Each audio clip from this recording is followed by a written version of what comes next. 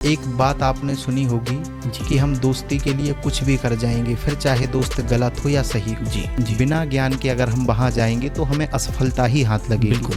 तो यही सर मेरा मानना था, जैसा कि अभी मैंने बताया कि मेरा अनुमान था कि मुझे तैयारी के लिए 15 से 16 महीने का टाइम चाहिए है। जी। OMR में टिक करने में गलतियां करते बिल्कुल, हैं। बिल्कुल। सबसे बड़ी मिस्टेक वो होती है कि बनता हुआ प्रश्न हमारा गलत हो जाता है। पहला फ़ोन मैंने अपनी माँ को लगाया था जी। क्योंकि उन्हीं की सेवा प्रार्थना का ये मुझे परिणाम प्राप्त हुआ था। जी। तो सर माता जी से जैसे ही मेरी बात हुई बहुत खुश थे, उनके आंखों में आंसू थे। फर्स्ट टाइम में प्री निकालने का क्या फॉर्मूला था आपका? और फर्स्ट टाइम ही नहीं, आपने सेकंड टाइम भी निकाला, थर्ड टाइम भी निकाला, फोर्थ टाइम भी निकाला। तो कहते हैं जो पानी से नहाएगा वो लिबास बदलेगा और जो पसीने से नहाएगा वो इतिहास बदलेगा। इसी तरीके से इतिहास बदला है सागर जिले के राहतगढ़ निवासी किसान के बेटे विवेक अग्रवाल जी ने। उन्होंने अपने संघर्ष से MPPSC 2023 में DSP फर्स्ट रैंक प्राप्त की है और सागर और राहतगढ़ का नाम रोशन किया है। तो आइए मिलते हैं विवेक अग्रवाल जी से। विवेक जी, आपका स्वागत है कर्मा IAS यूट्यूब चैनल पे। धन्यवाद सर। सर्वप्रथम सर मैं धन्यवाद देना चाहता हूँ कर्मा IAS का, आदरणीय श्री अमित तिवारी सर जी का। उन्होंने मुझे यहाँ आमंत्रित किया। साथ ही सर आपकी शुभकामनाओं के लिए मैं पुनः धन्यवाद देना चाहता हूँ। बिल्कुल, बहुत बहुत धन्यवाद आपका भी, आपने अपना बहुमूल्य समय दिया। विवेक जी, हम सबसे पहले जानना चाहेंगे आपकी प्रारंभिक शिक्षा कहाँ से हुई? आपके परिवार में कौन कौन है? पिताजी क्या करते हैं? कितने भाई हैं आप? अपने बारे में बताइए। सर मैं सागर जिले के राहतगढ़ तहसील का निवासी हूँ। मेरी प्रारंभिक शिक्षा राहतगढ़ में ही हुई है। उसके पश्चात मेरा ग्रेजुएशन डॉक्टर हरि सिंह गौर विश्वविद्यालय सागर से हुआ है। मेरे परिवार में हम 2 भाई 2 बहन हैं। मेरी बड़ी बहन मध्य प्रदेश पुलिस में कांस्टेबल के पद पर हैं, जिनसे मुझे सिविल सेवा में आने की प्रेरणा प्राप्त हुई है। साथ ही मेरे पिताजी कृषक हैं और मेरी माताजी हाउसवाइफ हैं, जिनके निरंतर संघर्ष और शिक्षा का जो परिणाम रहा है कि सर आज मैं यहाँ उपस्थित हूँ। बिल्कुल। आप MPPSC के लिए कब से तैयारी कर रहे हैं और आपने पहला अटेम्प्ट कब दिया था?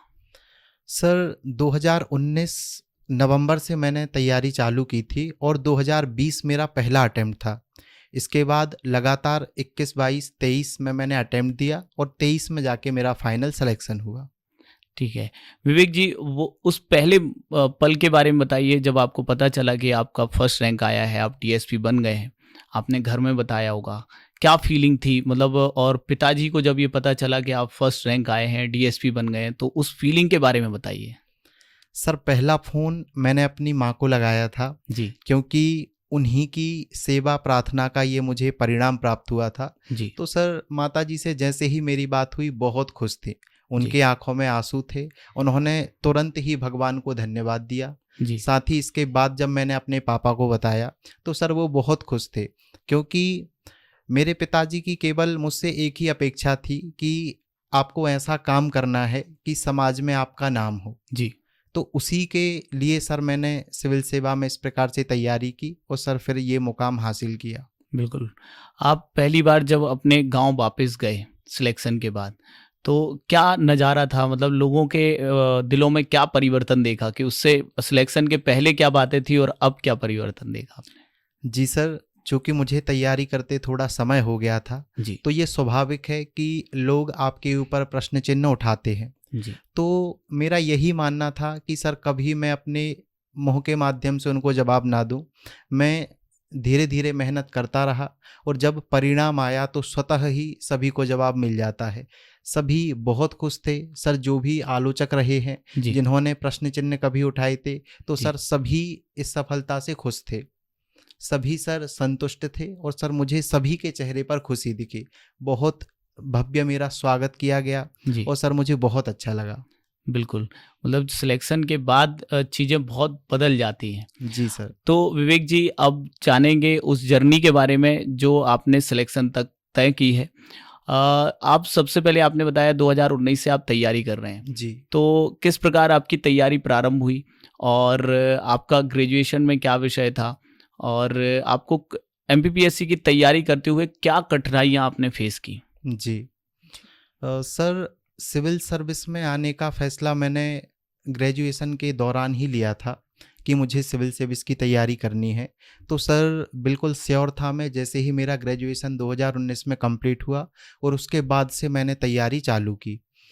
तो 2020 मेरा पहला प्रयास था और उसी समय कुछ कठिनाइयाँ लॉकडाउन के माध्यम से रही, लेकिन जब मैं अपनी तैयारी के दौरान देखता हूँ तो मुझे लॉकडाउन एक अवसर के रूप में मिला।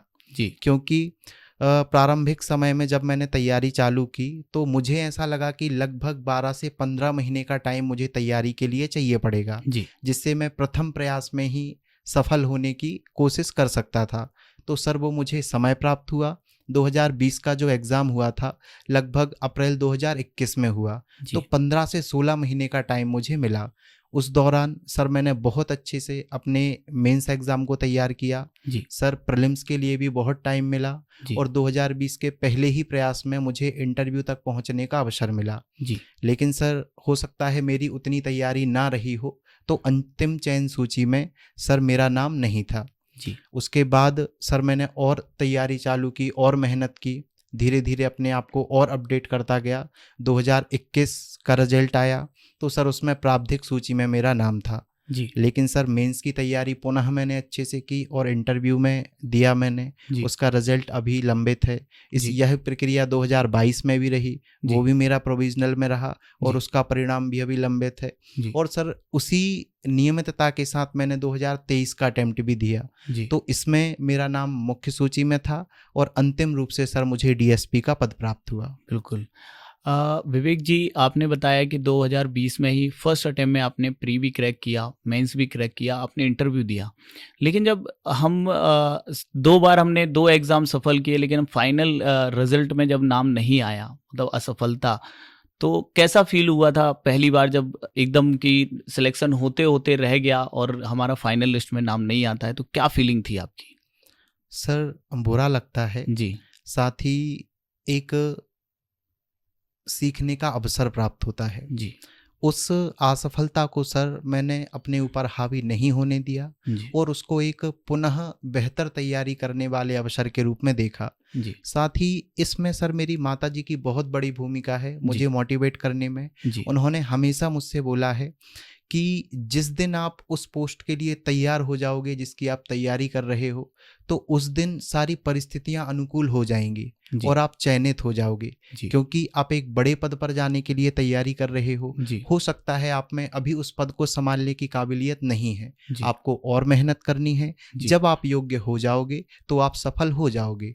तो जी। सर इसी रणनीति, इसी उद्देश्य के लिए मैं मेहनत करता रहा और अंत में जाके उसका परिणाम सर सकारात्मक रूप से मिला। जी।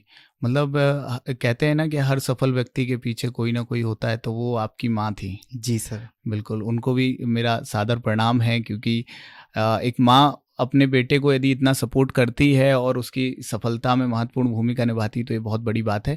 विवेक जी, काफ़ी टफ टाइम था कि आपने बताया फर्स्ट अटेम्प्ट में आप इंटरव्यू तक गए, प्रोविज़नल में 2021 में भी प्रोविज़नल में रहे, 2022 में भी प्रोविज़नल में रहे। आपके कई साथ वाले साथी भी उसमें चयनित हो चुके थे, लेकिन आपका नाम नहीं आ रहा था फाइनल चयन में। जी सर। तो उस फीलिंग के बारे में बताइए, क्योंकि ये बहुत टफ टाइम होता है कि जब हमारे साथ वाले ही चयनित हो रहे होते हैं, सिलेक्ट हो रहे होते हैं, और हम उतनी ही मेहनत, उनसे ज़्यादा मेहनत करने के बाद भी पीछे छूट जाते, तो तब आपको कैसा लग रहा था? जी सर, ऐसा मैं कह सकता हूँ कि मेरी मेहनत के जो उच्चतम शिखर वाला समय था वो 2021 का अटेम्प्ट था और 2022 का अटेम्प्ट था।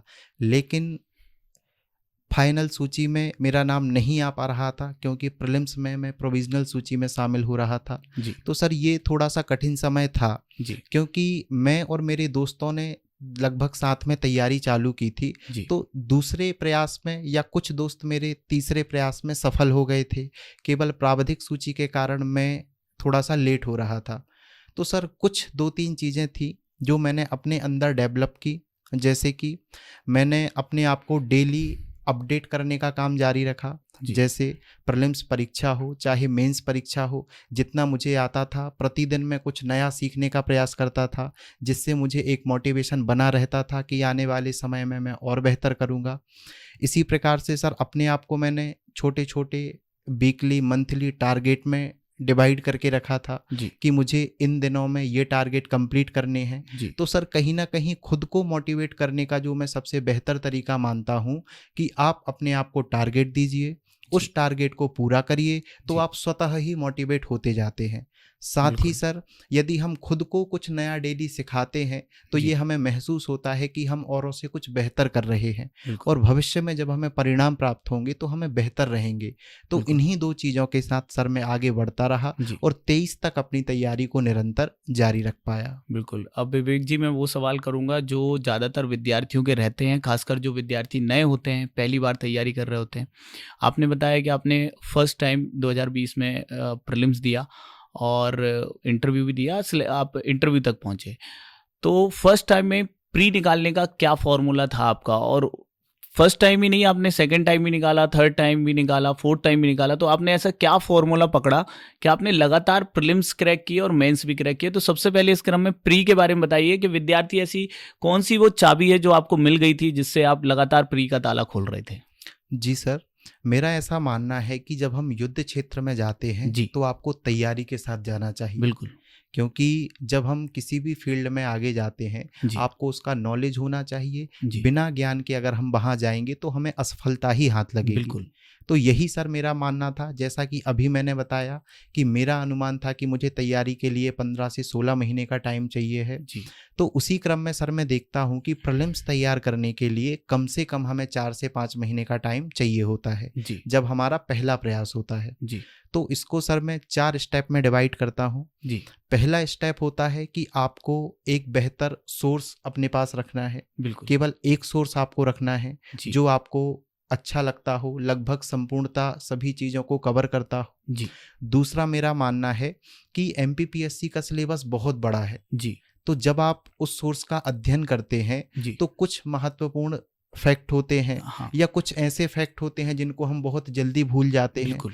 तो एक हमें छोटी सी डायरी मेंटेन करना चाहिए जी जिसमें आप महत्वपूर्ण फैक्ट का संग्रह करें, बिल्कुल साथ ही उन फैक्ट का संग्रह करें जिनको भूलने की संभावना बहुत ज़्यादा बिल्कुल होती है। जैसे स्टूडेंट्स बोलते हैं कि हमें ईयर्स याद नहीं रहते, डेट्स याद नहीं रहते, जी, तो उसको कैसे कर सकते हैं? उसको सर बिल्कुल स्टिकी नोट्स आपके पास आते हैं, जिस जी टॉपिक को आप पढ़ रहे हैं उसको जी आप लिखें, सामने दीवार पर रखें और उसको आप दिन में 2 बार रिवाइज करें। बिल्कुल तो लगभग चीज़ें आपके दिमाग में सेट होने लगती हैं। जी और सर तीसरे स्टेप पर जब हम पहुंचते हैं तो वो होता है प्रैक्टिस सेशन का। जी आपको जो भी टॉपिक आप पढ़ते हैं उससे जुड़े हुए जो क्वेश्चंस आते हैं, पीवाईक्यू होते हैं, प्रैक्टिस बिल्कुल सीरीज आती हैं, उसकी आपको प्रैक्टिस करनी है ताकि किस टॉपिक से किस प्रकार का प्रश्न पूछा जा सकता है जी इसकी आप प्रैक्टिस कर पाओ। जी और अंतिम स्टेप जो होता है वो स्वयं के मूल्यांकन का होता है, जिसे हम टेस्ट सीरीज के माध्यम से करते हैं। टेस्ट सीरीज की टेस्ट सीरीज जब आप ज्वाइन करते हो जी तो हम देखते हैं कि कौन सा पोर्शन हमारा वीक है, जी जहां हम प्रश्नों में गलतियां कर रहे हैं, जी कौन सा पोर्शन हमारा स्ट्रांग है जी जिसके हम सारे क्वेश्चंस हल कर पा रहे हैं। जी तो सर इससे आपको पता चलता है कि किस पोर्शन का रिवीजन करना अभी आवश्यक है। बिल्कुल तो इन 4 स्टेप से जब हम धीरे धीरे गुजरते हैं, लगभग 4 से 5 महीने का टाइम इसमें लगता है और प्रीलिम्स आपका बहुत स्ट्रांग हो जाता है। बिल्कुल फिर जब आप अगला प्रयास देते हैं या आगे आप प्रीलिम्स तक पहुंचते हैं तो यह प्रोसेस लगभग 60 से 70 दिन की रह जाती है। जी तो सर स्टार्टिंग में जो बच्चे प्रीलिम्स की तैयारी करें तो इन 4 स्टेप के साथ वो जरूर आगे बढ़ें। बिल्कुल जैसे अभी भी हम ये जब पॉडकास्ट कर रहे हैं, ये नवंबर का समय है और निश्चित ही 2026 का जो प्रीलिम्स है वो मार्च या फरवरी लास्ट वीक में हो सकता है, तो विद्यार्थियों के पास लास्ट 100 डेज हैं। तो इन आखिरी 100 दिनों की क्या स्ट्रेटेजी रहनी चाहिए? आपकी क्या स्ट्रेटेजी रहती थी? सर जैसे ही नोटिफिकेशन आता है हम देखते हैं कि हमें 90 से 100 दिन का समय दिया जाता है बिल्कुल और ये तैयारी का सबसे अनुकूल समय होता है। जी इसमें सर मेरी स्ट्रेटजी रहती है कि मैं अपनी नोट्स जो मेरे पास सोर्स होते हैं उनको मैं रीड करता हूँ और जितना मैं पढ़ता हूँ लगभग उतना टाइम ही मैं प्रैक्टिस के लिए देता हूँ। जी तो ये दोनों चीज़ों के साथ मैं आगे बढ़ता हूँ। नोट्स मैं पढ़ूंगा, मेरा रिवीजन उस प्रैक्टिस के माध्यम से होता जाएगा और जो टॉपिक मेरे कंप्लीट होंगे, यूनिट मेरी कंप्लीट होगी तो मैं यूनिट वाइज टेस्ट सॉल्व कर लूँगा जी ताकि मुझे अपना वीक पोर्शन पता चले। बिल्कुल यही क्रम सर मेरा चलता रहता है। बिल्कुल साथ में सर मेरी एक डायरी मेंटेन रहती है जी जिसमें उन फैक्टों का संग्रह होता है जिसकी मैंने अभी आपसे चर्चा बिल्कुल, की थी। बिल्कुल। तो एग्ज़ाम के टाइम पर केवल उन्हीं फैक्ट को मैं बहुत अच्छे से रिवाइज़ करता हूँ, जी, जिससे कॉन्फिडेंस बना रहता है बिल्कुल, और साथ ही जिन चीज़ों को भूलने की संभावना होती है, जी, उसको हम एग्ज़ाम में सही करके आ पाते हैं। बिल्कुल। एक जो महत्वपूर्ण बात होती है प्रीलिम्स एग्ज़ाम के समय बहुत सारे क्वेश्चन्स आते हैं कि सर कब तक का करंट तैयार करें और कैसे तैयार करें ताकि करंट के क्वेश्चन हमसे ज़रूर बन जाएँ क्योंकि करंट अफ़ेयर्स की बहुत महत्वपूर्ण भूमिका होती है प्रीलिम्स क्रैक करने में। जी सर। तो इसके लिए आपकी रणनीति बताएँ? सर, इसके लिए सबसे बेहतर माध्यम है कि आपको डेली न्यूज़पेपर पढ़ने की आदत डालनी चाहिए। जी, आप 10 से 15 मिनट का टाइम दीजिए जी, और मध्य प्रदेश ओरिएंटेड जो करंट अफेयर्स आता है, जी, स्पोर्ट्स वाला करंट अफेयर्स होता है, जी, तो उसको याद करने की कोशिश आप मत करें, केवल जी, आप उसको पढ़ते चलें। पढ़ते चलें। क्योंकि जब हम एग्ज़ाम टाइम पर किसी मैगज़ीन को पढ़ते हैं और वो चीज़ हमने पहले पढ़ रखी होती है, तो जी, बहुत आसानी से हमें याद आती है बिल्कुल। और हम उसको रिलेट कर पाते हैं। साथ ही हर बच्चा आज इंस्टाग्राम, फेसबुक चलाता है, तो सर जो मध्य प्रदेश जनसंपर्क विभाग की वेबसाइट होती हैं, बिल्कुल, जिनमें मध्य प्रदेश से जुड़ा हुआ डेटा दिन ब दिन डेटा अपडेट, प्रकाशित होता है, बिल्कुल, तो उसको अपने पास लिखना चाहिए। लिखना चाहिए। आप नो किसी डाउट। भी पेज को फॉलो करिए, जी, इंस्टाग्राम पर उस पर जो पोस्ट आती है, जी, तो उससे जुड़ा हुआ डेटा आप अपने पास रखिए। बिल्कुल। क्योंकि हाल ही के दिन में हम जो एग्ज़ाम का पैटर्न देख रहे हैं, जी, 2 से 3 क्वेश्चन वहाँ से पूछे जाते हैं। जी, तो सर बिल्कुल। ये करंट अफेयर्स के लिए मतलब बच्चों को मध्य प्रयास प्रदेश करना गवर्नमेंट की चाहिए। जो वर्तमान में वेबसाइट्स हैं वो महत्वपूर्ण भूमिका जी निभाएँगी सर। इसमें। बिल्कुल। अब एक और प्रश्न है प्रीलिम्स से ही संबंधित है कि विद्यार्थी जब एग्ज़ाम देने जाते हैं तो बहुत नर्वस फ़ील करते हैं और कई बार क्वेश्चन सिली मिस्टेक कर देते हैं और इतना पढ़ के जाते हैं, पढ़ाई का बोझ इतना होता है कि वहाँ पे घबराहट में या फिर ठीक ढंग से पढ़ नहीं पाते, तो उस समय क्या करना चाहिए? घबराहट से बचने का एक बहुत अच्छा उपाय अगर सर मैं बताऊं, तो बच्चों को लगभग एग्ज़ाम से पहले 30 से 35 एफएलटी हल करने चाहिए। जी, आप किसी भी टेस्ट सीरीज़ को अगर ज्वाइन करते हो, तो इतने क्वेश्चन पेपर आपको उपलब्ध कराए जाते हैं। जी, अगर आप डेली उन क्वेश्चन पेपर्स को या अल्टरनेट डेज में आप उनको प्रैक्टिस करते रहोगे, तो एग्ज़ाम का फ़ियर आपका नहीं रहेगा। जी। साथ में जो सिली मिस्टेक होती हैं, कुछ लोग ओएमआर में टिक करने में गलतियाँ करते बिल्कुल, हैं। बिल्कुल कर सबसे बड़ी मिस्टेक वो होती है कि जी, बनता हुआ प्रश्न हमारा गलत हो बनता हुआ जाता है। प्रश्न गलत तो होता है। हम क्या करते हैं, एग्ज़ाम से पहले टाइम बचाने के लिए हम क्वेश्चन पेपर में ही टिक करके टेस्ट सीरीज़ में हल करते जी, हैं। तो प्रयास रहना चाहिए कि 4 से 5 ओएमआर को आप भर के देखो, बिल्कुल, ताकि गलतियाँ ना हो। बिल्कुल, साथ ही जितनी प्रैक्टिस आप टेस्ट सीरीज़ के माध्यम से करोगे, उतनी कम संभावना रहेगी कि आप मुख्य परीक्षा में अपने क्वेश्चंस को गलत करोगे। तो बिल्कुल। प्रैक्टिस बहुत ज़रूरी है। मतलब प्रैक्टिस प्री के लिए पूर्ण रूप से जो आपका प्रीलिम्स में आप नर्वस ना हो, कोई चीज़ मिस्टेक ना हो, इसके लिए बहुत ज़रूरी है कि आपकी प्रैक्टिस बहुत अच्छे ढंग से हुई हो। जी, अब चलते हैं मेंस के सफ़र की ओर और मेंस में सबसे महत्वपूर्ण होता है कि मेंस का सिलेबस बहुत बड़ा है। जी। तो इसको कैसे कवर करें विद्यार्थी और किस तरीके से अपने टाइम मैनेजमेंट करें? क्योंकि प्रीलिम्स भी करना होता है, फिर मेंस भी करना होता है, तो दोनों में क्या बैलेंस बना के चलें? और एक और बहुत महत्वपूर्ण प्रश्न होता है विद्यार्थियों का, खासकर नए विद्यार्थियों का कि सर पहले प्री करें या मेंस करें? तो इसके बारे में थोड़ा बताएँ। सर मेरा मानना है कि मेंस का सिलेबस आपको पहले करना चाहिए, जी, क्योंकि मेंस हम बहुत विस्तार से पढ़ते हैं। हमारी जो कोर सब्जेक्ट हैं जो प्रीलिम्स में हैं, लगभग मेंस में हम उनको बहुत अच्छे से अध्ययन करते हैं। तो मेंस का सिलेबस हमें पहले करना चाहिए, जी, क्योंकि अगर हम कोई अटेम्प्ट देना चाहते हैं, जैसे आज कोई बच्चा 27 का अटेम्प्ट देना चाहता है, जी, तो उसकी ये ड्यूटी होगी कि वो उस अटेम्प्ट से पहले अपने मेंस के सिलेबस को कंप्लीट कर ले। जी, क्योंकि अगर आप प्रीलिम्स क्वालिफाई कर भी जाते हो, आपका मेंस कंप्लीट नहीं है, तो आप बिल्कुल, फाइट आगे नहीं कर पाओगे। बिल्कुल, तो पहला प्रयास आपका होना चाहिए कि आप मेंस कंप्लीट करिए और लगभग विथ नोट्स बनाने के साथ अगर आप काम करते हो, तो मेरा अनुमान है कि 11 से 12 महीने का टाइम आपको देना पड़ेगा, जी, जिससे आप मेंस में पूर्ण रूप से तैयार हो जाओगे। बिल्कुल, इसके बाद जब नोटिफिकेशन आने की संभावना रहती है, जी, लगभग 4 महीने का टाइम बचा होता है, जी, तब आपको प्रीलिम्स की तैयारी प्रारंभ करनी चाहिए। बिल्कुल, और मेंस पढ़ने के बाद आप प्रीलिम्स अगर पढ़ोगे, जी, तो आपको आसान रहेगा। फैक्ट आपको याद नहीं करने पड़ेंगे, आप सीक्वेंस के साथ उन चीज़ों को समझते जाओगे और आपको चीज़ें याद होती जाएंगी। बिल्कुल। आपने लगातार मेंस भी क्रैक किए, तो मेंस की क्या वो कुंजी है जो विद्यार्थियों को फॉलो करना चाहिए? और एक और बहुत महत्वपूर्ण बात जो कि आपने भी कहा, नोट्स बनाने चाहिए। तो शॉर्ट नोट्स का क्या तरीका होता है? और आपके शॉर्ट नोट्स के बारे में मैंने बहुत सुना हुआ है, बहुत फेमस हैं भंवर कुआं पे आपके शॉर्ट नोट्स। किस तरीके से आप अपने शॉर्ट नोट्स बनाते हैं, विद्यार्थियों को ज़रूर बताइए। जी सर, मेरा ऐसा मानना है कि मुख्य परीक्षा पास करने की अगर कोई कुंजी है तो वो शॉर्ट नोट्स है। जी, इसमें 2-3 शब्द इस्तेमाल किए जाते हैं। एक शब्द होता है सिनॉप्सिस, जी, एक शब्द होता है शॉर्ट नोट्स, जी, एक होता है डिटेल नोट्स, जी, जो कि मार्केट में बहुत उपलब्ध हैं। बिल्कुल।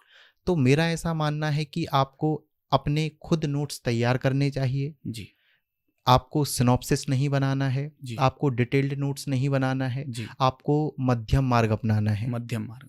जैसे कि सिनॉप्सिस आप बनाते हो, उसमें जी, आप केवल की पॉइंट की चर्चा करते हो, बिल्कुल। तो जब 6 महीने बाद अगर उनको रिवाइज करने की ज़रूरत होती है तो आप चीज़ों को रिकॉल नहीं कर नहीं पाते कर हो। पाते हैं, आपको अपने पुराने नोट्स खोलकर देखना पड़ेगा, देखने पड़ते हैं। और ज़्यादा डिटेल में अगर आप नोट्स बनाओगे तो बिल्कुल। एग्ज़ाम टाइम पर आप रिवीजन नहीं कर पाओगे। जी, तो दोनों के साथ चुनौतियां हैं। जी, लेकिन जब दोनों का मध्यम मार्ग हम अपनाते हैं जी, कि की पॉइंट भी आपके शामिल रहें बिल्कुल, और उस की पॉइंट से जुड़ा हुआ 1 से 2 बिंदु आपके नोट्स में होना चाहिए। बिल्कुल।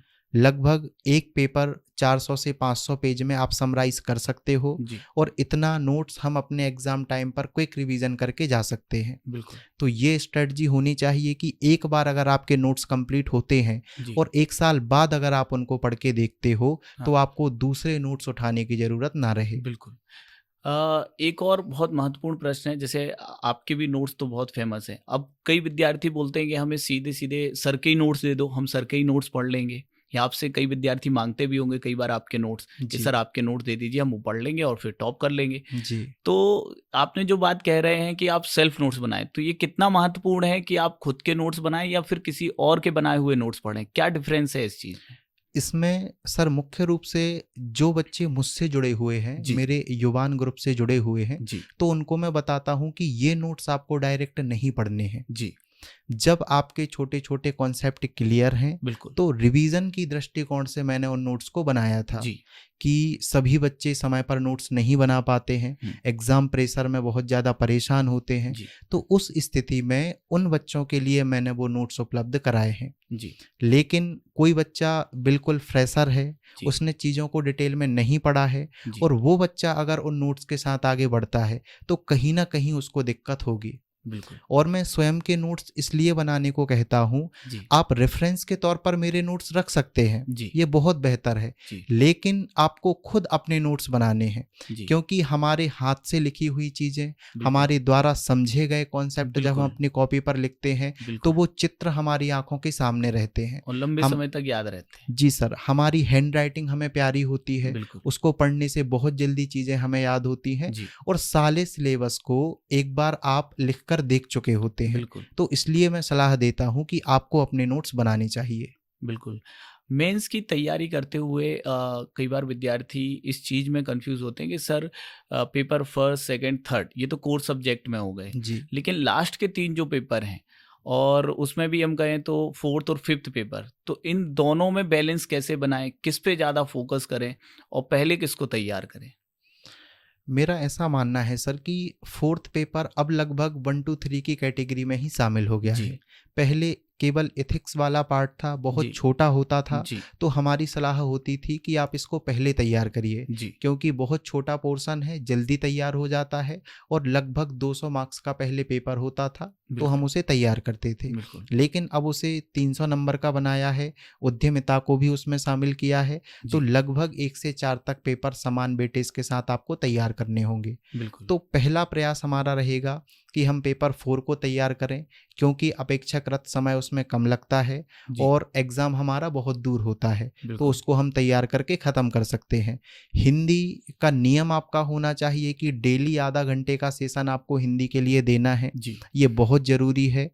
और साथ ही निबंध के लिए आपको सिलेबस में जितने भी निबंध दिए गए हैं, तो उसकी रूपरेखा आपको अपने कॉपी में रखनी पड़ेगी। जी, उदाहरण के तौर पर हम बात करते हैं, भारतीय ज्ञान विज्ञान परंपरा का जी। निबंध आपसे पूछा जाता है, जी, तो उसकी एक रूपरेखा आपकी नोट्स में होनी पहले से चाहिए होनी कि चाहिए। अगर ये निबंध पूछा जाता है तो बिल्कुल, किन किन बिंदुओं पर आप चर्चा करोगे, चर्चा करेंगे, उस निबंध को बेहतर बनाने के लिए किस किन पंक्तियों का आप प्रयोग पंक्तियों का करोगे। प्रयोग करेंगे। अगर कोई निबंध जिसमें डेटा का इस्तेमाल होना है तो बिल्कुल, वो आपके पास लिखा होना चाहिए। बिल्कुल, जैसे मादक पदार्थों पर निबंध आया तो बिल्कुल, आपको रिपोर्ट्स पता होनी चाहिए, रिपोर्ट्स डेटा पता पता होना चाहिए। जी, तो एक पेज में एक निबंध को समराइज करके आपको बनाना है, बिल्कुल, ताकि जब निबंध आपसे पूछा जाता है तो आप उसको बेहतर तरीके से प्रस्तुत कर पाओ। बिल्कुल।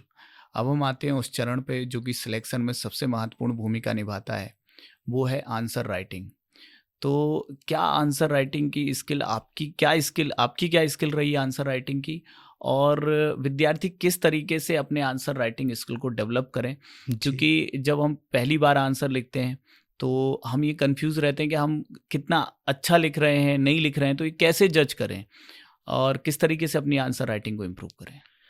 सर, आंसर राइटिंग को इम्प्रूव अगर करना है तो मैं स्वयं को सबसे बड़ा गुरु अपना मानता हूँ। जी, जैसे इस मेरे कहने का तात्पर्य है कि प्रत्येक बच्चा अपने आप का सबसे बेहतर गुरु है। जी, जैसे आप आंसर राइटिंग प्रारंभ करते हैं, किसी आंसर को आपको लिखना है, जी, तो आप उस आंसर को सबसे पहले लिखिए, जी, फिर आप खुद उसका मूल्यांकन करिए जी, कि मैं इस आंसर को और कितने बेहतर तरीके से लिख सकता था। जी, तो धीरे धीरे जब आप स्वयं का मूल्यांकन करते जाओगे तो वो आपके आंसर राइटिंग की स्किल, उसकी फॉर्मेटिंग बहुत बेहतर होती जाएगी। जी, और ये प्रयास कब होगा? जब मुख्य परीक्षा की तैयारी के दौरान जी। प्रतिदिन आप 40 मिनट का सेशन रखोगे। आंसर राइटिंग का। जी सर। जी, सर, ये मेरा खुद का एग्जाम्पल है। जी। जब से मैंने एमपीपीएससी की तैयारी चालू की है, ओके, जब मैं मेंस का अध्ययन कर रहा होता जी, हूँ, तो मैं डेली 40 मिनट की आंसर राइटिंग जरूर करता हूँ। जी, इससे मुझे क्या फ़ायदे हुए? सबसे पहला, मेरी स्पीड बहुत तेज हुई। जी, कभी मेरा पेपर नहीं छूटता है, जी, लगभग 2 से 3 मिनट पहले ही मेरा पेपर कंप्लीट हो जाता है। जी, इसके बाद एक प्रश्न को कितने तरीके से लिखा जा सकता है, जी, सर ये मैंने स्वयं सीखा है। और जी, जो भी प्रैक्टिस करेगा, अपने उपाय स्वयं खोजेगा, तो सर वो ये स्किल सीख जाता है। बिल्कुल, साथ ही प्रश्न की प्रकृति के अनुसार किस जी, फॉर्मेटिंग में इस आंसर को लिखना है, इसको सोचने में टाइम नहीं लगता। बिल्कुल, जब क्वेश्चन पेपर आपके सामने आता है तो जी, हमें बहुत लिमिटेड टाइम होता है। उस टाइम के अंतर्गत हमें उस प्रश्न का आंसर सोचना पड़ता है, किस जी, फॉर्मेटिंग में लिखना है इसको सोचना पड़ता है, जी, साथ ही क्या लिखना है ये आपको सोचना पड़ता है। जी, तो जब हम प्रैक्टिस करते हैं तो हमारा दिमाग खुद ब खुद प्रोसेस करने लगता है जी, कि अगर आपसे विशेषताएं पूछी गई हैं तो हम वन लाइनर के 7 से 8 पॉइंट बना देंगे बिल्कुल, प्रस्तावना निष्कर्ष के साथ। तो बिल्कुल, प्रैक्टिस से ही सर ये चीज़ें आती हैं। बिल्कुल, और दिन में 40 मिनट का सेशन जब आप मेंस की तैयारी कर रहे होते हैं तो आपको ज़रूर देना चाहिए। बिल्कुल। मेंस के लिए टेस्ट सीरीज की क्या भूमिका है और वो कितनी आवश्यक है? टेस्ट सीरीज़ की बहुत ज़्यादा भूमिका है। सर, जैसा कि प्रीलिम्स में हमने चर्चा की थी कि स्वयं के मूल्यांकन के लिए लिखना बहुत ज़रूरी है। बिल्कुल, तो जब हमारे पास टेस्ट सीरीज़ के रूप में टारगेट होता है जी, तो हम समय पर टेस्ट पेपर लिखते हैं, जी, समय पर हम अपनी चीज़ों को रिवाइज़ करते हैं, जी, साथ ही जो गलतियाँ होती हैं उन पर हम काम करते हैं। जी, एक सबसे बड़ी गलती अगर अभ्यर्थी करते हैं तो जिस भी संस्थान में वो टेस्ट सीरीज देते हैं, आपका टेस्ट जैसे ही कंप्लीट होता है जी, तो अभ्यर्थी उस कॉपी का मूल्यांकन नहीं करते हैं। अच्छा, उस संस्थान के द्वारा जो मूल्यांकन करके दे दिया जाता है जी, वो उसी को सत्य मान के आगे बढ़ने आगे लगते हैं। बढ़ने का मेरा ऐसा मानना है कि आपकी कॉपी जब आपको मिलती है तो जो मूल्यांकन आपको मिला है वो बहुत बेहतर है, उस पर काम करना है, जी, लेकिन अपने अनुसार भी उस कॉपी को फिर से आपको चेक करना है, चेक करना क्योंकि वहाँ पर आपके पास केवल 90 मिनट का टाइम है। था। बिल्कुल, तो बिल्कुल, जो आपसे बना आपने किया, किया, लेकिन जब आपको वो कॉपी मिलती है बिल्कुल, तो आप उसका खुद मूल्यांकन करिए, उसको और कितने तरीके से आप बेहतर बना सकते थे ये बिल्कुल, आपको उसका मूल्यांकन करना है। और अगले टेस्ट में जो आपने सीखा है उसको आपको लागू करना है। बिल्कुल। अब आते हैं हम पूरे सिलेक्शन की जो प्रक्रिया होती है उसके अंतिम चरण में इंटरव्यू की तैयारी। और आपने कहाँ से इंटरव्यू की तैयारी की? इंटरव्यू के दौरान किन किन बातों का अभ्यर्थी को ध्यान रखना चाहिए? क्योंकि अभी भी आने वाले समय में काफ़ी सारे इंटरव्यू होने वाले हैं आयोग में, तो किन बातों का ध्यान रखना चाहिए? किस तरीके से क्वेश्चंस पूछे जाते हैं? कुछ अपने एक्सपीरियंस शेयर करें, कुछ क्वेश्चंस भी आप बता सकते हैं जो आपसे जी पूछे गए सर। हों। इंटरव्यू के लिए सबसे ज़रूरी है कि आपके पास एक मार्गदर्शक होना चाहिए, जी, जो उस क्षेत्र में बहुत ज़्यादा अनुभव रखता हो। जी, जैसे मैं श्री अमित तिवारी सर से जुड़ा हुआ हूँ इंटरव्यू के लिए, जी, और आशुतोष ओझा सर से मैं इंटरव्यू के लिए जुड़ा रहा। जी, मुझे बहुत बेहतर मार्गदर्शन उनसे मिला जी, और मैं इतने अच्छे मार्क्स इस बार प्राप्त कर पाया। जी, और इंटरव्यू के बारे में यदि बात करें तो जिस दिन से आप सिविल सेवा की तैयारी चालू करते हैं, बिल्कुल, उसी दिन से आपके इंटरव्यू की तैयारी चालू हो जाती है। जी, अगर आप भविष्य में देखते हो तो आप एक ऑफिसर बनने जा रहे हो, जी, तो आपको नोटिस करना है कि जब कोई अधिकारी बोलता है तो वो कैसे बोलता है। जी, न्यूज़पेपर में अगर उसका भाषण दिया हुआ है या किसी न्यूज़ चैनल पर आप उसको देख रहे हो, किन शब्दों का इस्तेमाल किया जाता है, जी, उसके हाव भाव कैसे होते हैं, बिल्कुल, और बोलने के दौरान क्या सावधानियां बरती जाती हैं। जी, तो ये सभी चीज़ें आपको नोटिस करनी है। जी, साथ ही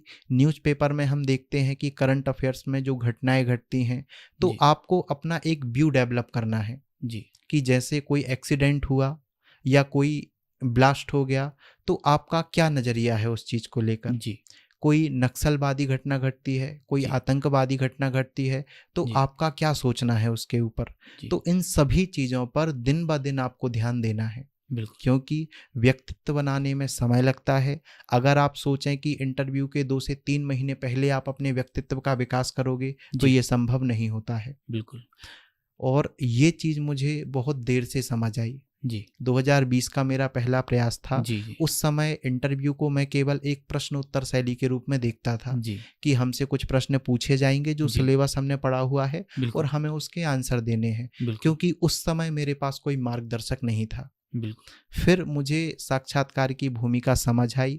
लगातार मैंने धीरे धीरे अपने ऊपर काम करना चालू किया। जी, सभी सामाजिक मुद्दों, राजनीतिक मुद्दों पर मैंने अपना एक व्यू पॉइंट बनाया। जी, तो इस प्रकार से धीरे धीरे मैं तैयारी करता रहा। अंत में सर के मार्गदर्शन में उसको और बेहतर किया, जी, और सर मैं इतना बेहतर प्रदर्शन कर पाया। बिल्कुल। कुछ एक क्वेश्चन जो आपसे इंटरव्यू में पूछे गए हों और जो आपको ऐसे लगते हो इंटरेस्टिंग हैं, तो जी, विद्यार्थियों के सामने शेयर करें? उस दिन मेरा इंटरव्यू था, उस दिन नाग पंचमी थी। जी, तो मुझसे नागों के ऊपर बहुत बेहतर प्रश्न पूछे गए। जी, जैसे मध्य प्रदेश में हम देखते हैं कि उज्जैन में नागचंद्रेश्वर मंदिर है, बिल्कुल, तो उसके बारे में प्रश्न पूछा गया।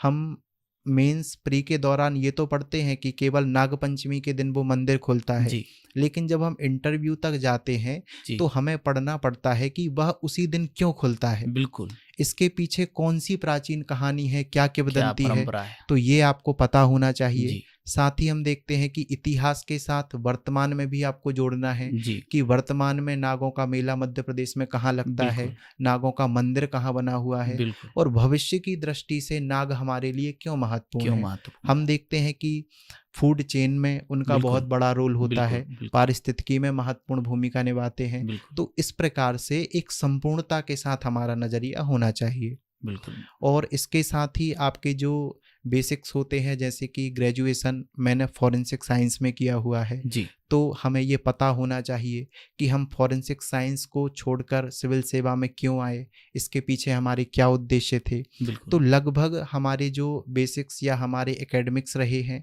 उनकी आपको जानकारी होनी चाहिए। वर्तमान की घटनाओं से जुड़ी हुई जानकारी आपको होनी बिल्कुल, चाहिए।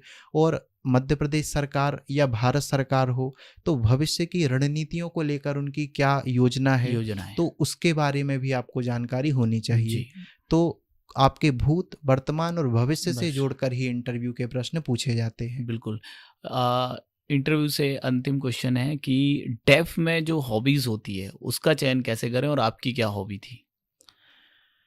मेरी हॉबी बैडमिंटन खेलना, जो जी, कि मैं स्कूल टाइम से ही खेलता हूँ, तो ये जी, मैंने हॉबी रखी हुई थी। और ये सबसे बड़ी सलाह, जैसा कि मैंने बताया, कि आपकी तैयारी के दौरान ही इंटरव्यू की प्रिपरेशन स्टार्ट हो जाती है। जी, तो जो बच्चे हॉबी पर ज़्यादा ध्यान नहीं देते हैं, जी, तो मेरा एक सुझाव है जी, कि जो कार्य आपको बेहतर लगता हो, आप जी, उसमें आनंद महसूस करते हो, आप अपने खाली समय में करते हो, तो उसको अपनी हॉबी के रूप में डेवलप करिए। बिल्कुल, क्योंकि इंटरव्यू के समय जब हम इन चीज़ों को सोचते हैं तो ये हमें बहुत भारी लगते हैं, जी लेकिन धीरे धीरे अगर हम इनकी काम करें, इनके बारे में न्यूज़पेपर में जानकारी आती है उसको एकत्रित करें, धीरे धीरे उसकी तैयारी करते रहें, तो अंत में हमारी हॉबी बहुत मजबूत हो जाती है और हम बेहतर तरीके से उसको प्रस्तुत कर पाते हैं। तो हॉबी की महत्वपूर्ण भूमिका होती है, उससे प्रश्न हमेशा पूछे जाते हैं, तो आप लोगों को अपनी हॉबी को तैयार करना होगा। बिल्कुल। अब एक ऐसा दौर आता है तैयारी करने के बाद विद्यार्थी जब प्री की मेंस की तैयारी कर लेता है, लेकिन जब 1 साल 2 साल 3 से 4 साल लग जाते हैं, जैसे कि हम देख रहे हैं कि एमपीपीएससी की प्रक्रिया भी थोड़ी लंबी है, तो इस दौरान अपने आप को मजबूत कैसे बनाए रखे अभ्यर्थी? क्योंकि कई बार अलग अलग सिचुएशंस आते हैं, इमोशनल सिचुएशंस भी आते हैं, लाइफ में बहुत उतार चढ़ाव होते हैं, तो इससे कैसे उभरें? इसके लिए मैं हमेशा कहता हूँ, ये प्रश्न मुझसे कई बार हुआ है। जी मेरे जितने अभ्यर्थी मुझसे जुड़े हुए मुझसे जी पूछते हैं, तो मैं उनसे हमेशा बोलता हूँ कि जीवन में आपको खरगोश ना बनकर कछुआ बनना है। जी क्योंकि 2 पग चलकर जो खरगोश थक जाता है वो जी हार जाता है, जी लेकिन धीरे धीरे और निरंतर चलने वाला जो कछुआ होता है अंत में विजयी होता है। जी तो एक तो आपको नियमित रहना पड़ेगा, नियमित रहना और इसके साथ अभी मैंने जो चर्चा की थी कि अपने आप को टारगेट देकर आपको व्यस्त रखना पड़ेगा। बिल्कुल 2 प्रकार से पढ़ाई होती है, आपको 4 घंटे पढ़ना है, जी ये आपका टारगेट है, और मुझे 1 यूनिट ख़त्म करनी है आज, ये आपका टारगेट है। जी तो यदि आप टारगेट देकर पढ़ाई करते हो कि आज मुझे अपनी यूनिट ख़त्म करनी है, तो आप अपनी प्रोडक्टिविटी को 1.5 से 2 गुना बढ़ा पाओगे। बिल्कुल लेकिन अगर आपने ये लक्ष्य बनाया है कि मुझे आज 4 घंटे पढ़ना है, तो प्रोडक्टिविटी आपकी घट जाएगी,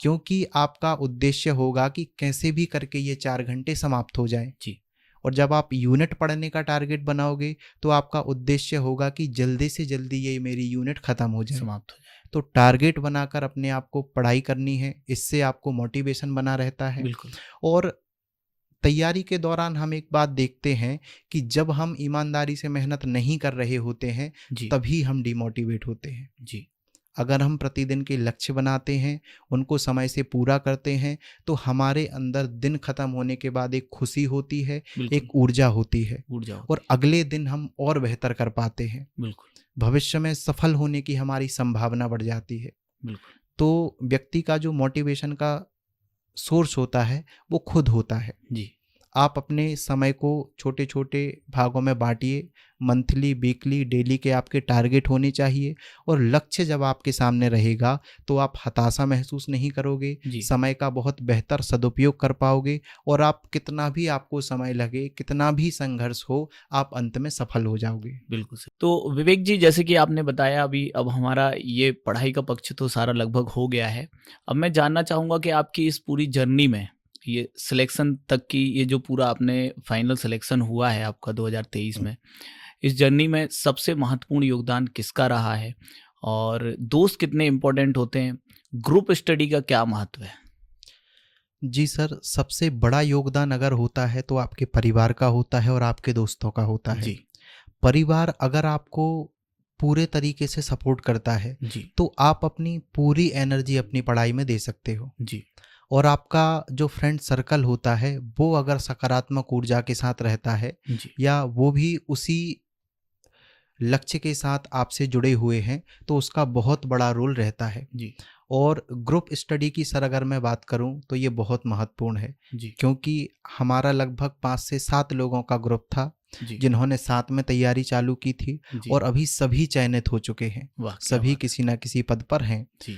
तो और ग्रुप का सबसे बड़ा रोल ये रहता है। कुछ साथ वालों का नाम बताना चाहें तो? जी सर, मेरा दोस्त है रोहित उपाध्याय, जो जी वर्तमान में बीडीओ के पद पर हैं। जी मेरे दोस्त श्री पुष्पेंद्र हजारी जी हैं, जी जो 2 बार एमपीपीएससी में चयनित हो चुके हैं। जी और सर, कई मेरे दोस्त हैं जो लगभग पदों पर बने हुए हैं। जी और ग्रुप स्टडी सर मैं इसलिए महत्वपूर्ण मानता हूँ, क्योंकि 2 प्रकार की दोस्तियाँ होती हैं। जी एक होती है जो आपको आगे बढ़ाना चाहते हैं, जी दूसरे होते हैं जो आपको पीछे खींचते हैं। बिल्कुल अब इसका एग्जाम्पल मैं आपको बताऊं जी कि सर, हम डिवाइड करके नोट्स बनाया करते थे। जी जब हमारा 2020 का सभी का मेंस था, जी तो सिलेबस बहुत बड़ा था और उसमें परिवर्तन भी हुए थे। जी तो हमने यूनिट्स को डिवाइड किया था जी कि इस यूनिट के नोट्स आप कंप्लीट करोगे, उस जी यूनिट के नोट्स मैं कंप्लीट करूंगा, बिल्कुल ताकि हम सभी जाकर मुख्य परीक्षा में अच्छा प्रदर्शन कर कर पाएं। पाए तो ये सर दोस्ती की भूमिका होती है। जी और हमारे सभी दोस्तों का इंटरव्यू कॉल उस समय आया था। आया था। मेरे 4 दोस्त एक साथ हम लोग इंटरव्यू देने गए थे। वाह क्या तो बात ये सर मित्रता की भूमिका होती है। जी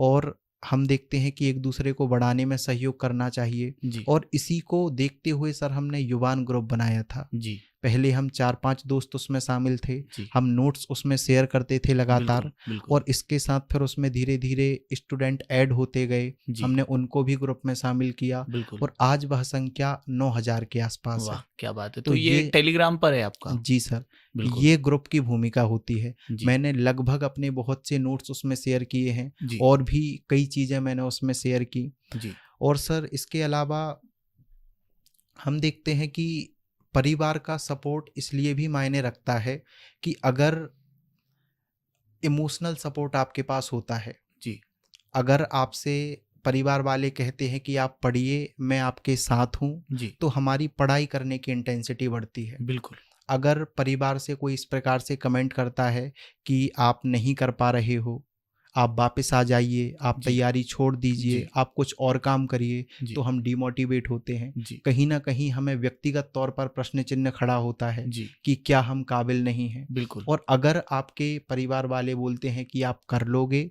थोड़ी सी मेहनत और बाकी है, आप करिए, जी तो हम दुगनी ऊर्जा के साथ अपनी तैयारी करते हैं। बिल्कुल तो मैं सभी परिवार वाले अगर जो सुन रहे हैं, तो अगर आप अपने बच्चों को मोटिवेट करेंगे, उनका जी साथ देंगे, तो उनकी सफलता के चांस बढ़ेंगे। बिल्कुल साथ ही जो आपका फ्रेंड सर्कल है, तो उसको भी एक सकारात्मक रूप से आप सभी को लेना है। जी आपस में कंपटीशन की भावना ना रखकर बिल्कुल एक दूसरे के सहयोग की भावना रखनी है। बिल्कुल आपका लक्ष्य होना चाहिए कि केवल मैं सफल ना होकर हम सफल हों। जी जब आप हम की भावना पर चले जाएंगे, एक दूसरे का सहयोग करेंगे, तो बिल्कुल आपकी सफलता के चांस बढ़ जाएंगे। बढ़ जाएंगे निश्चित रूप से।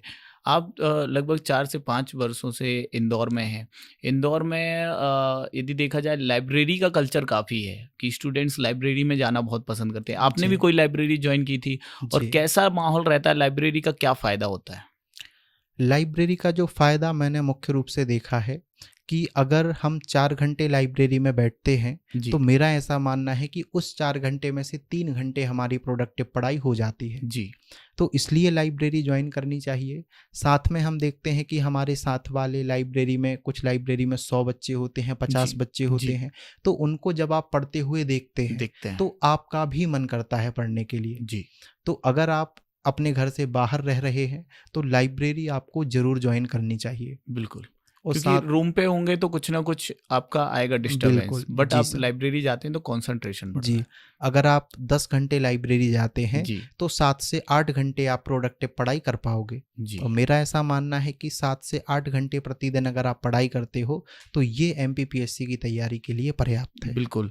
एक ऐसा सवाल है कि ज़्यादातर पेरेंट्स का ये कंसर्न रहता है क्योंकि इंदौर से खबरें ऐसी छपती रहती हैं कि इंदौर में नाइट कल्चर है, इंदौर में नशा काफ़ी हो रहा है, अपराध भी काफ़ी बढ़ रहा है, बहुत तरीके की बातें हैं।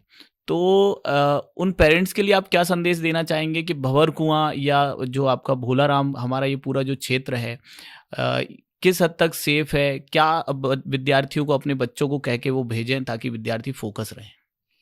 बिल्कुल, ये मैं एग्ज़ाम्पल के तौर पर ही सर आपको बताऊँगा जी, कि मेरी माँ सुबह मुझे 8 बजे फ़ोन करती हैं जी, और रात में मुझे 10 बजे फ़ोन करती हैं। जी, तो ये माता-पिता की ज़िम्मेदारी होनी चाहिए जी, कि सबसे पहले आप अपने बच्चे पर विश्वास करें बिल्कुल, कि आपका बच्चा एक सही उद्देश्य के लिए बाहर गया है, बिल्कुल, वहाँ पर पढ़ाई कर रहा है। बिल्कुल। और माता-पिता को गुप्त रूप से उनकी निगरानी भी करनी चाहिए। जी, आप रात में 10 बजे कॉल करिए जी, कि आप बच्चे कहाँ पर हो, घर पर जी, हो, घर से बाहर हो। आप एक बार सुबह कॉल करिए कि कहीं आपका रूटीन डिस्टर्ब तो नहीं है, जी, लेट नाइट तक आप पढ़ाई नहीं कर रहे हो, हाँ, सुबह आप लेट से उठ रहे हो। हाँ, तो दिनचर्या के हिसाब से बिल्कुल, माता-पिता को इस प्रकार से बच्चों पर ध्यान देना चाहिए। आप बिल्कुल, उनको कॉल करिए, सामान्य रूप से उनका हालचाल जानिए, पढ़ाई के बारे में आप थोड़ी-सी चर्चा करिए कि बिल्कुल। कब आपके एग्ज़ाम हैं, कितनी आपकी तैयारी हो रही है। जी, तो इस प्रकार से माँ-बाप को थोड़ा-सा ध्यान बच्चों को देना होगा। बिल्कुल,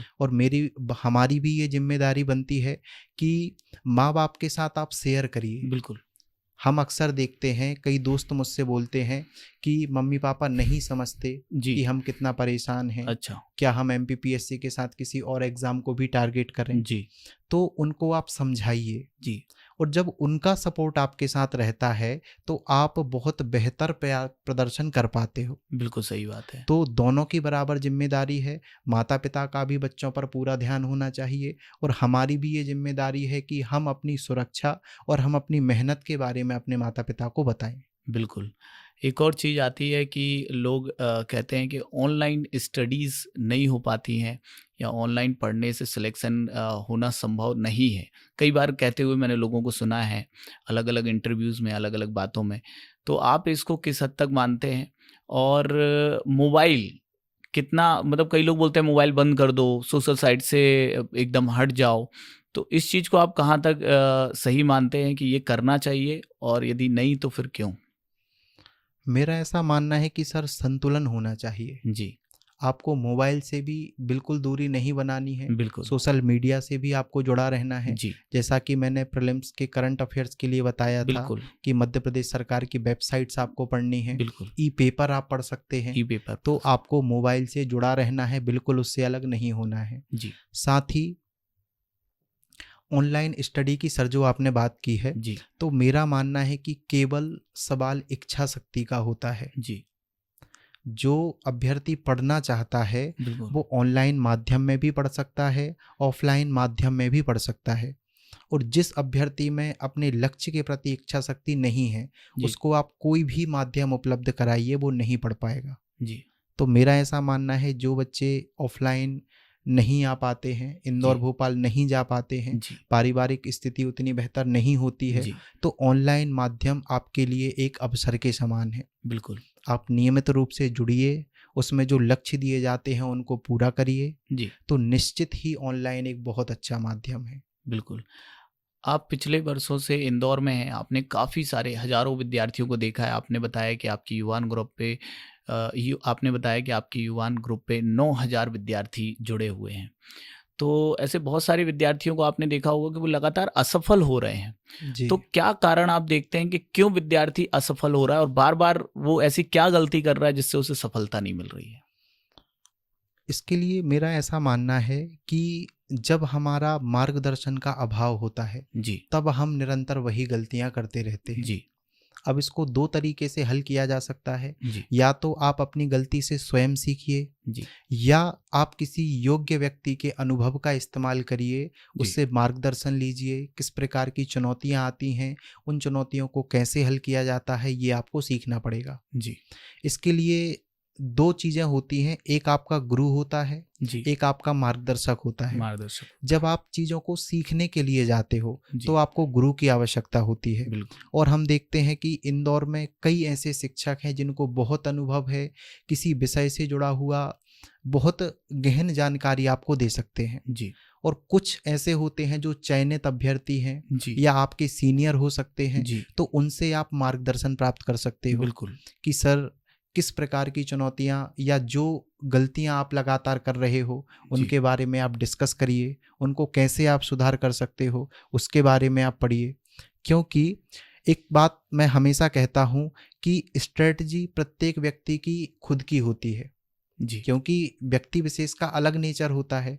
लेकिन जो चयनित और सफल अभ्यर्थी होते हैं, जो उस जी, क्षेत्र में अच्छा कर चुके हैं, जी, उनके अनुभव का लाभ आपको लेना चाहिए। जी, सभी लोगों से आप मिलिए, उनके अनुभव को आप जानिए, फिर उस अनुभव के आधार पर अपनी रणनीति के अनुसार आगे बढ़िए, बिल्कुल, ताकि आप उसमें और बेहतर कर पाएँ। बिल्कुल, जो गलतियाँ उन लोगों के द्वारा की गई थी, आप उनको पहले ही ठीक करके आगे बढ़ो। बिल्कुल। तो एक मार्गदर्शक की भूमिका आपके जीवन में रहनी चाहिए, या तो आप स्वयं के मार्गदर्शक बनिए, खुद की गलतियों से खुद सीखिए, या आपको फिर भी कठिनाई आती है तो बिल्कुल, आप किसी ऐसे व्यक्ति से मिलिए जो आपको सकारात्मक दिशा में गाइड कर सके, बिल्कुल। आपकी गलतियों को किस प्रकार से हल करना है ये जानकारी दे ये सके। जानकारी दे सके, बिल्कुल।